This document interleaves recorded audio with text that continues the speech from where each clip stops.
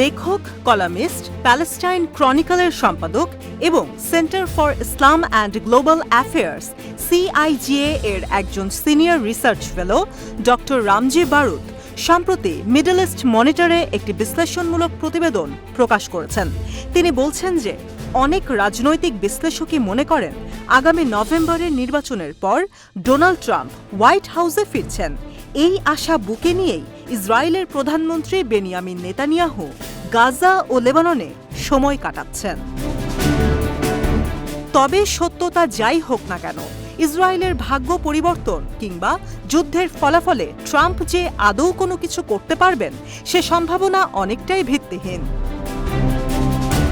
প্রাক্তন মার্কিন পররাষ্ট্রমন্ত্রী হেনরি কিসিঞ্জারের বিখ্যাত একটি উক্তি আছে যা অনেকবারই উচ্চারিত হয়েছে। সেটি হলো, আমেরিকার কোনো স্থায়ী বন্ধু বা শত্রু নেই, আছে শুধু স্বার্থ।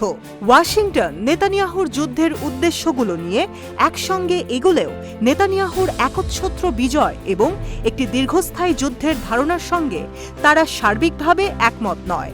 পূর্বে হওয়া আফগানিস্তান এবং ইরাকে দুটি দীর্ঘস্থায়ী মার্কিন যুদ্ধ ইতিমধ্যেই আমেরিকানদের শিখিয়ে দিয়েছে যে একটি পূর্ণমাত্রার দীর্ঘস্থায়ী যুদ্ধের অবাস্তব প্রত্যাশাগুলো কোনোভাবেই যুদ্ধের ফলাফলকে পরিবর্তন করবে না। এই চরম ঐতিহাসিক সন্ধিক্ষণে মার্কিন যুক্তরাষ্ট্রের জন্য মধ্যপ্রাচ্যকে অস্থিতিশীল করে তোলা তাদের চরম নির্বুদ্ধিতার পরিচয় দেবে। এটি এমন একটি সময় যখন ইউক্রেন অস্ত্রের মারাত্মক ঘাটতিতে ভুগছে এবং একই সময় মার্কিন ইউরোপীয় মিত্ররা নিদারুণ অর্থনৈতিক ও রাজনৈতিক চাপের মধ্যে রয়েছে, যা সব মিলিয়ে আঞ্চলিক ক্ষতি বাড়াতে আরও প্রভাব বিস্তার করছে। ওয়াশিংটন কিন্তু নিজে গাজা গণহত্যার কারণে উদ্বিগ্ন নয়, বরং মধ্যপ্রাচ্যে মার্কিন পরিকল্পনার বিরুদ্ধে যুদ্ধের ফলাফল এবং ইরাক ও সিরিয়ায় তাদের বাহিনীর ভবিষ্যৎ নিয়ে উদ্বিগ্ন। লোহিত সাগরের অভূতপূর্ব অস্থিতিশীলতার কারণে এই অঞ্চলে তাদের ভূকৌশলগত প্রভাব নিয়েও চিন্তিত। তবুও জো বাইডেন ইসরায়েলকে অস্ত্র সাহায্য দিয়ে তাদের ক্ষয়ে যাওয়া অর্থনীতিতে একটি সুরক্ষা জাল সরবরাহ করে চলেছেন।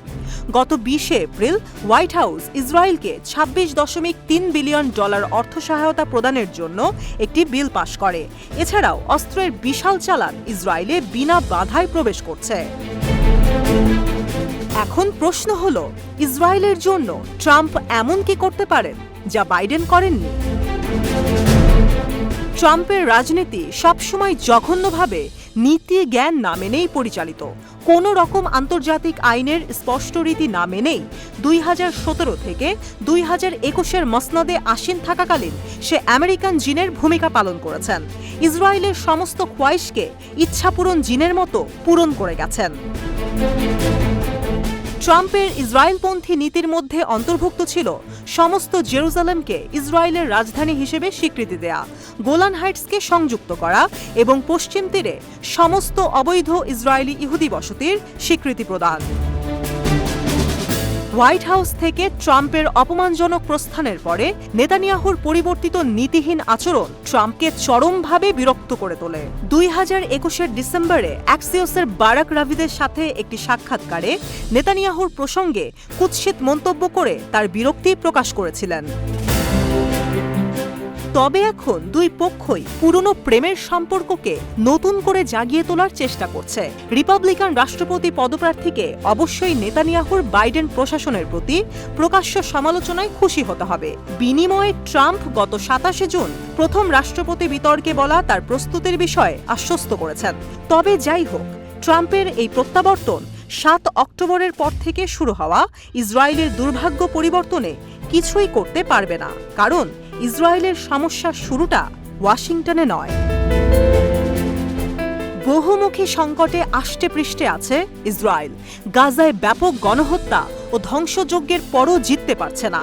শত্রু বাহিনীর শক্তির কারণে লেবাননে নিজেদের শক্তি বাড়াতে ব্যর্থ হচ্ছে এবং এটির সামরিক বাহিনীও একাধিক ফ্রন্টে লড়াই করতে এবং জয়ী হতে অক্ষম। ইসরায়েলি সংকটের আরেকটি দিক হল অভ্যন্তরীণ সমাজ, নিরাপত্তা ব্যবস্থা এবং রাজনীতিবিদদের মধ্যে গভীর বিভাজন। নেতানিয়াহু যদি মনে করে যে ট্রাম্প তাকে বাইডেনের চেয়ে আরও ভালো প্রস্তাব দেবে, তবে সে ভুল করছে।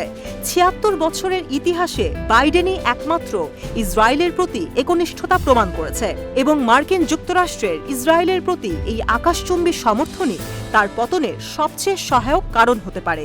স্পষ্টভাবে বোঝাতে গেলে কিসিঞ্জারের সেই উক্তিটি তাই আবারও বলতে হয়, আমেরিকার শত্রু হওয়া বিপজ্জনক হতে পারে, কিন্তু বন্ধু হওয়া মারাত্মক। ভুল বলেননি কিসিঞ্জার।